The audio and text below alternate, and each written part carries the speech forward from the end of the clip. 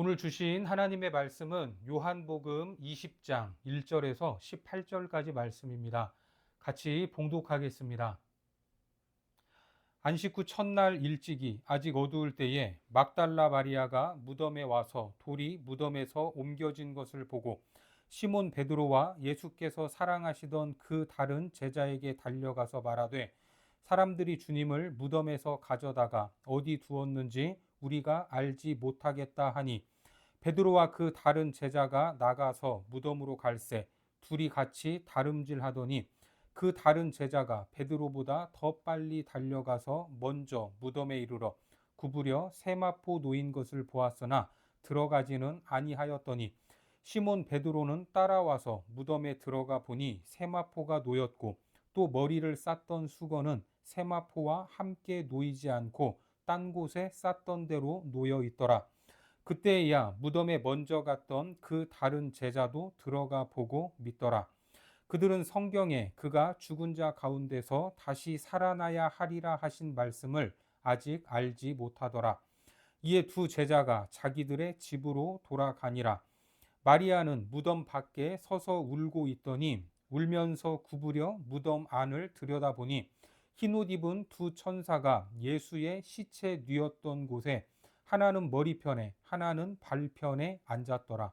천사들이 이르되 여자여 어찌하여 우느냐 이르되 사람들이 내 주님을 옮겨다가 어디 두었는지 내가 알지 못함이니이다. 이 말을 하고 뒤로 돌이켜 예수께서 서 계신 것을 보았으나 예수이신 줄은 알지 못하더라.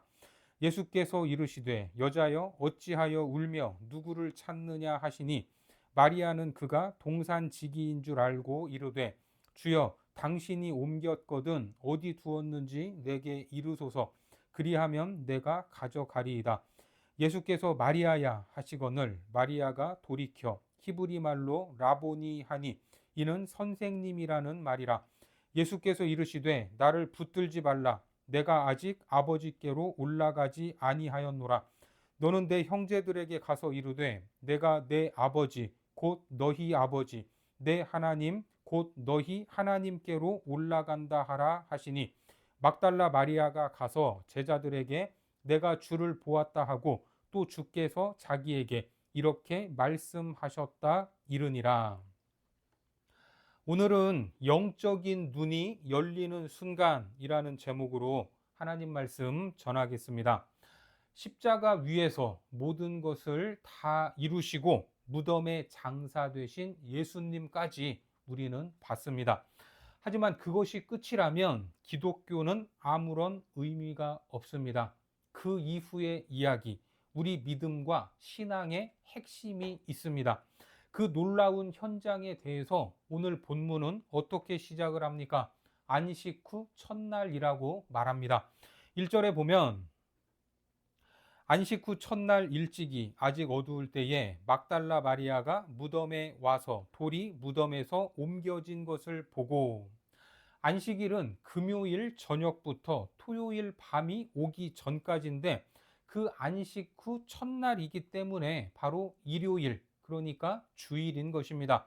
주일날 날이 밝기 전 어둠과 밝음이 교차하는 그 시간에 막달라 마리아가 무덤으로 달려갔습니다.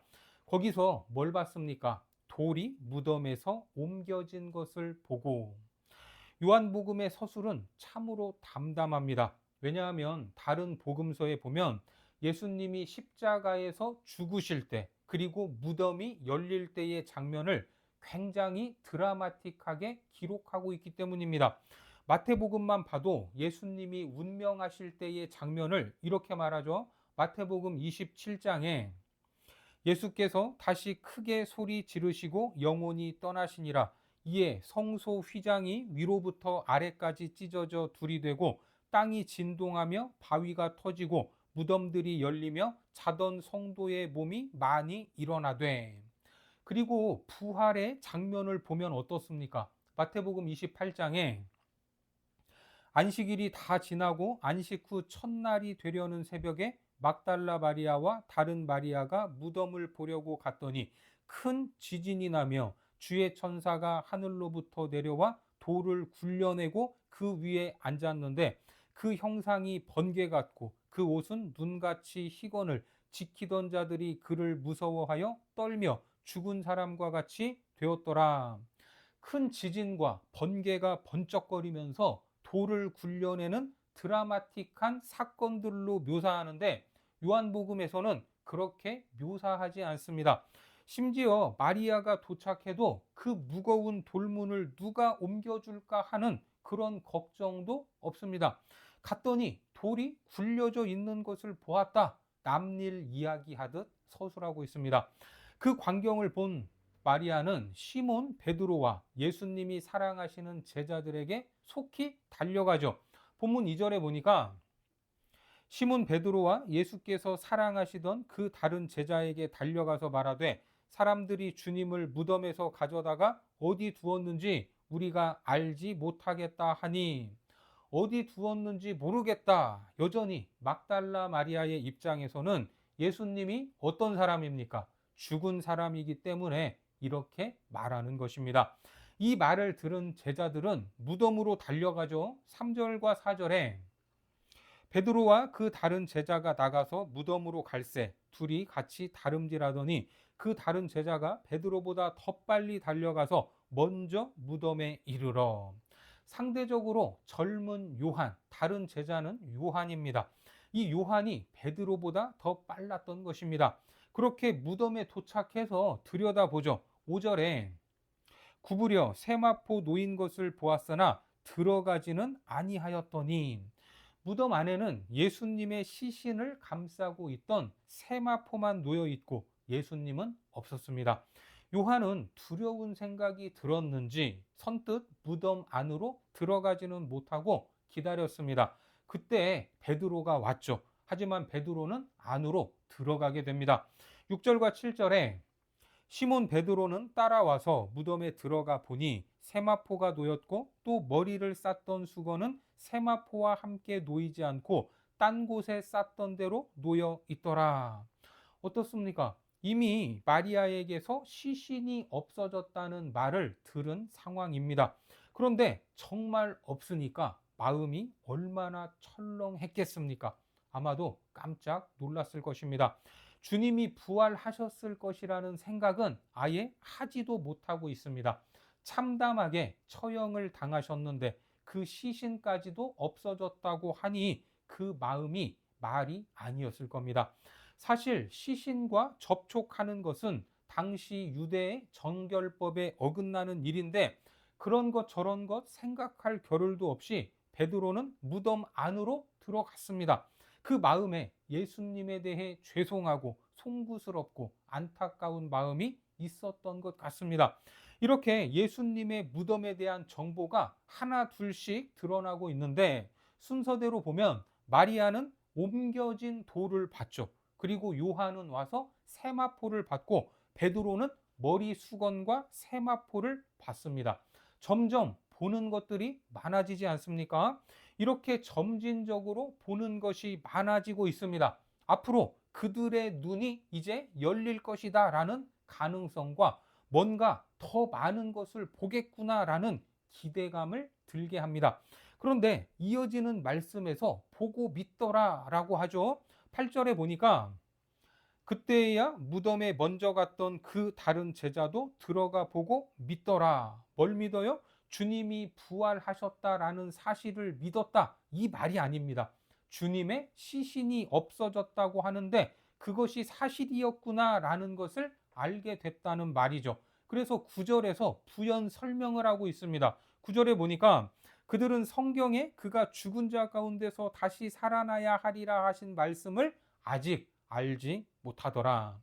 눈으로 본 것은 있지만 아직은 그 믿음의 눈, 영적인 눈이 열리지 않은 상황입니다. 그냥 현상만 본 두 제자는 당혹스러웠을 뿐입니다. 도무지 이해 못할 상황입니다. 그런데 그 현장을 떠나죠. 그리고 나서 자기들의 집으로 돌아가 버렸습니다. 이게 남자 제자들의 버릇입니다. 사건 현장을 벗어나기. 이것이 남자들이 주로 하는 일입니다. 그런데 마리아는 달랐습니다. 어떻게 다르죠? 10절과 11절에 보니까 이에 두 제자가 자기들의 집으로 돌아가니라. 마리아는 무덤 밖에 서서 울고 있더니 울면서 구부려 무덤 안을 들여다보니 마리아는 상당히 오랜 시간 동안을 울었습니다. 마리아에게 있어서 주님이 없는 세상은 이제 의미가 없었던 것 같습니다. 그래서 돌아갈 장소가 없는 것처럼, 돌아갈 집이 없는 것처럼 우는 겁니다. 성경에 보면 마리아라는 이름이 많이 나오는데 오늘 등장하는 막달라 마리아는 누굽니까? 마가복음 16장 9절에 보니까 예수께서 안식 후 첫날 이른 아침에 살아나신 후 전에 7 귀신을 쫓아내어 주신 막달라 마리아에게 먼저 보이시니, 이 여인은 어떤 여인입니까? 7 귀신 들렸던 사람으로 고침받은 후에 예수님의 제자가 되었던 여인입니다. 이 여인이 부활의 첫 번째 증인입니다. 한마디로 인생의 주인이 바뀐 그런 여인입니다. 그때부터 주님만이 나의 구주다라는 이 고백을 드리며 살았는데, 그 주님께서 죄 없이 십자가에 죽으시는 장면을 보니까 그 여인의 마음도 무너져 내렸던 겁니다. 예수님이 돌아가신 것도 슬픈 일인데 시신까지 없어졌으니 얼마나 큰 충격이겠습니까? 7 귀신 들렸던 막달라 마리아, 얼마나 큰 상실감에 빠졌을지 감히 상상할 수 없습니다. 그런 마음에 마리아도 무덤 안을 들여다보는데 거기에 이제 누가 있습니까? 흰옷 입은 천사 둘이 보였습니다. 12절에 보니까 흰옷 입은 두 천사가 예수의 시체 뉘었던 곳에 하나는 머리편에 하나는 발편에 앉았더라. 천사가 어디에 있습니까? 하나는 예수님 시체가 놓였던 곳 머리편에 있고 또 하나는 발편에 앉아 있다. 이렇게 세밀하게 묘사하고 있습니다. 성경은 천사가 있는 장소를 왜 이렇게 자세히 언급하고 있을까? 우리가 출애굽기 25장에 보면 법궤가 나오죠. 출애굽기 25장에 금으로 그룹 둘을 속죄소 두 끝에 쳐서 만들되 한 그룹은 이 끝에 또 한 그룹은 저 끝에 곧 속죄소 두 끝에 속죄소와 한 덩이로 연결할지며 그룹들은 그 날개를 높이 펴서 그 날개로 속죄소를 덮으며 그 얼굴을 서로 대하여 속죄소를 향하게 하고 속죄소를 궤 위에 얹고 내가 내게 줄 증거판을 궤 속에 넣으라. 거기서 내가 너와 만나고 속죄소 위 곧 증거궤 위에 있는 두 그룹 사이에서 내가 이스라엘 자손을 위하여 내게 명령할 모든 일을 내게 이르리라. 법궤의 윗부분, 법궤의 윗부분은 속죄소라고 부르는데 이것은 하나님의 은혜가 내려오는 자리라고 해서 시은좌라고도 합니다. 자, 하나님이 임재하시는 자리죠. 바로 이 자리 이쪽 끝과 저쪽 끝에 누구를 배치하라고요? 그룹, 천사를 배치하는 겁니다. 이 둘이 날개를 펼쳐서 연결되어 있습니다. 이것이 천사가 하나님을 호위하고 있는 듯한 모습이죠. 그러니까 두 천사가 예수님이 계셨던 머리와 발 부분에 있었다는 것은 이곳이 바로 어떤 곳이에요? 거룩한 장소, 하나님의 임재의 장소다라는 겁니다.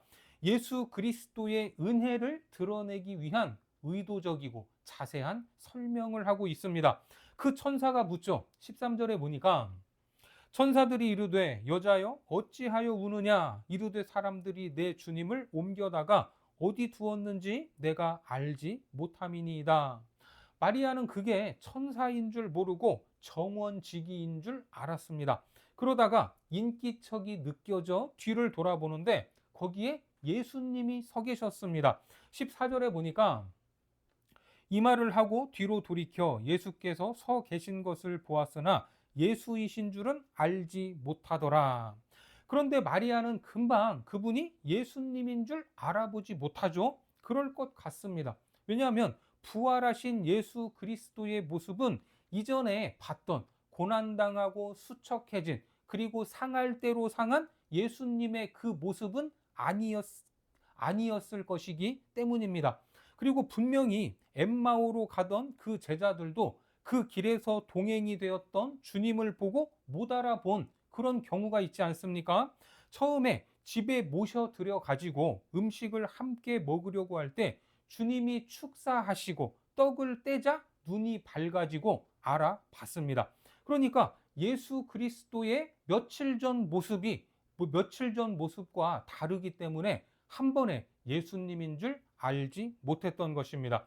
그러니까 예수님이라는 사실을 알지 못했다 하는 것은 여전히 마리아의 영적인 눈도 열리지 못했다라는 겁니다. 그때 예수님이 마리아에게 말을 건네십니다.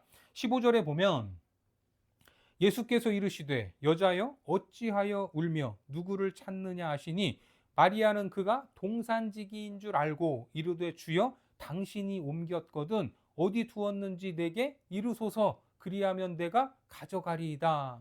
이 질문을 마리아에게 하고 계시지만 사실은 오고 가는 모든 세대 그리고 지금 오늘을 살아가는 우리에게도 주님은 동일한 질문을 하고 계십니다. 너희가 누구를 찾고 있느냐? 그렇습니다. 우리가 지금 찾고 있는 것, 그것이 바로 무엇입니까?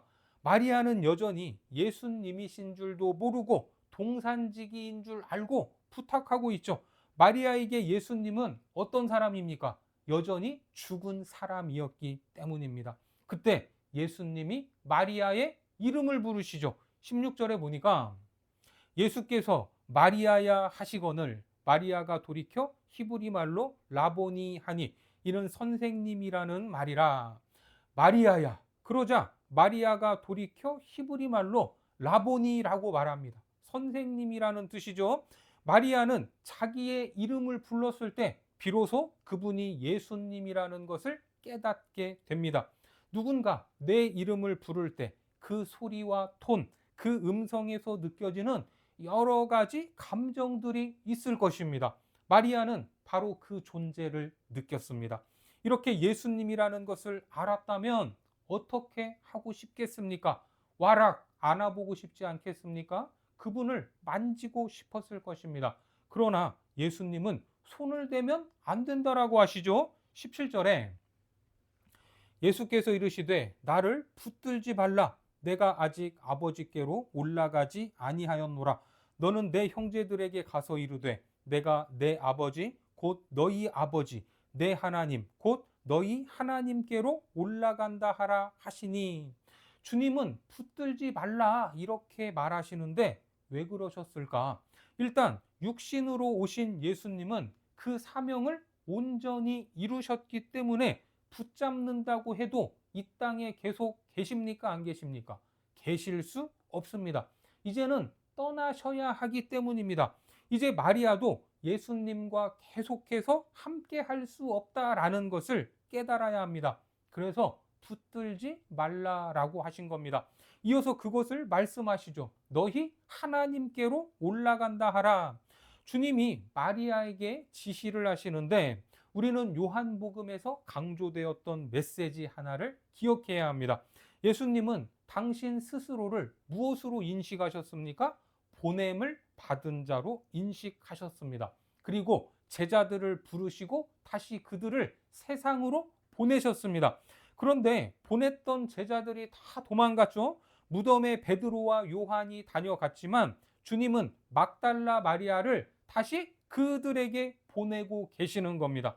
참으로 놀라운 일입니다. 그런데 이것이 아주 중요한 장면입니다.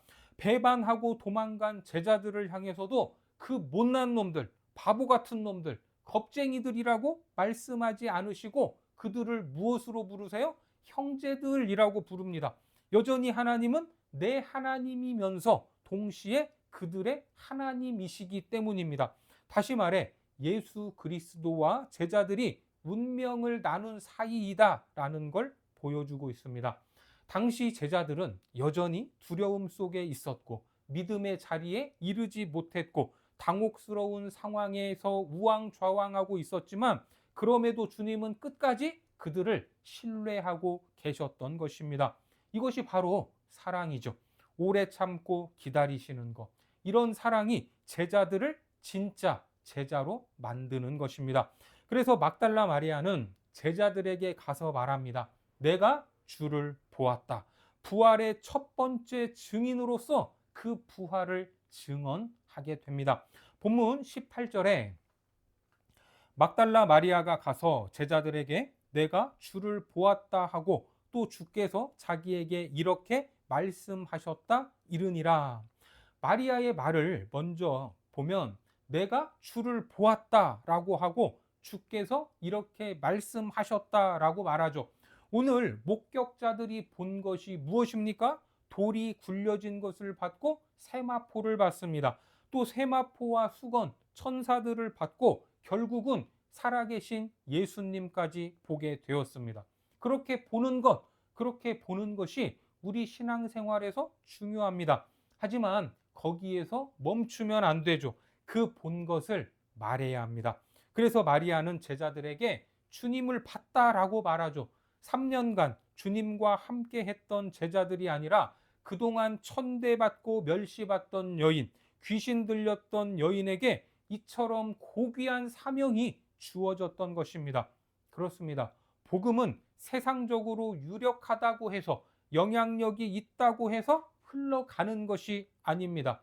미천하지만 누구에게도 인정받지 못한 삶을 살았지만 예수 그리스도의 부활을 경험했다면, 예수 그리스도의 말씀을 들었다면 쓰임받을 수 있습니다. 그 영안이 열렸기 때문입니다. 마리아가 언제 주님을 주님으로 알아보게 됐습니까? 주님의 말씀을 들으면서 주님이 살아나신 것을 깨달았습니다. 그렇게 부활하신 주님의 말씀, 들은 그 말씀을 우리는 우리 가슴에 품고만 있는 것이 아니라 다시 전해야 합니다. 이처럼 마리아가 부활의 주님을 만나고 첫 번째 부활의 증인이 됐다는 것은 부활의 주님을 기초로 구원받은 모든 백성들은 선교적 사명을 부여받았다라는 것입니다. 우리가 부활의 주님을 옳게 믿는다면 그 부활의 주님으로부터 우리 역시 무엇을 받은 것입니까? 선교적 사명을 받은 것입니다. 하나님의 자녀가 된 우리가 본 것, 우리가 경험한 것이 무엇입니까? 우리의 주님이신 그분께 들은 말씀은 무엇입니까? 예수님의 죽음으로 인해 낙심하여 엠마오로 가던 두 제자가 경험했던 것, 그것이 무엇입니까? 누가복음 24장에 보면 그들이 서로 말하되 길에서 우리에게 말씀하시고 우리에게 성경을 풀어주실 때 우리 속에서 마음이 뜨겁지 아니하더냐 하고, 주님이 찾아오실 때, 주님이 말씀하실 때 그 마음과 심령이 변화되는 것입니다. 그 말씀에 대한 가르침을 받을 때 성령의 역사를 경험했습니다. 그렇습니다. 부활하신 예수님께서 마리아야 라고 부르셨듯이 오늘도 우리의 이름을 부르고 계십니다. 또한 우리에게 말씀하고 계십니다. 그 주님의 부르심과 가르침 앞에서 다시 한번 우리의 영적인 눈이 열리고 우리의 마음과 심령이 뜨거워지는 역사가 있기를 바랍니다. 그래서 우리가 보고 들은 것을 증거하는 충성된 증인의 삶을 사시기를 주님의 이름으로 축원합니다. 기도하겠습니다. 하나님, 우리의 영적인 눈이 열리기 원합니다. 우리를 찾아오셔서 우리의 이름을 부르시고 말씀을 깨닫게 하시니 감사합니다. 우리가 경험하고 들었던 것들을 세상에 증거하는 증인의 삶을 살게 하옵소서. 성령으로 충만하게 하시고 우리의 마음과 심령에 성령의 불을 내려주셔서 부활하신 주님의 살아계심이 선포되도록 우리를 사용하여 주옵소서. 예수님의 이름으로 기도드립니다. 아멘.